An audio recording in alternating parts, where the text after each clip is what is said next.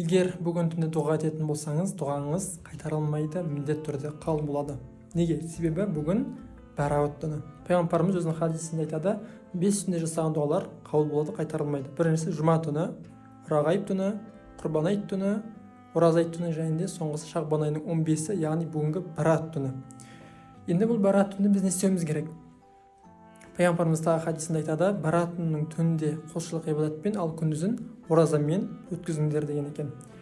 Бәраат түнінің қасиеттері мен ерекшеліктері.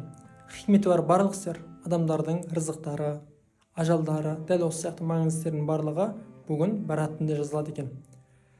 Және де осы түні Аллах Тағаланың мейірімі жер бетіне түседі. Хадисте келеді, Аллах Тағала Бәраат түні мейірімі жер бетіне түсіріп, өзіне шірік қосқан және де мұсылмандар адамдарға зұлым жасаған адамдардан басқа барлық құлдарын кешіреді делінген. Және де пайғамбарымызға үмметіне толық шапағат ету құқығы осы Бәраат түнінде берілген. Пайғамбарымыз Шағбан айының 13-ші түні тұрып Аллах Тағалаға дұға етеді. Сол кезде Аллах Тағала: "Ей Мұхаммед, мен саған үмметіңнің 1/3-іне шапағат етуге рұқсат бердім" дейді. Пайғамбарымыз екінші күні, 14 күні тұрып тағы да дұға еткен кезде Аллах Тағала: "Ей Мұхаммед, мен саған үмметіңнің 2/3-іне шапағат етуге мүмкіндік бердім" дейді.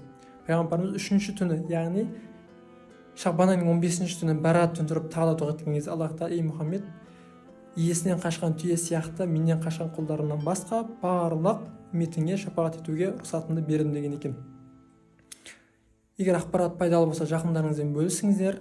Олар да осы Бәраат түнінің сауабынан, қасиетінен, берекетінен құр қалмасын. Парақшаға тіркеліп кетіңіздер.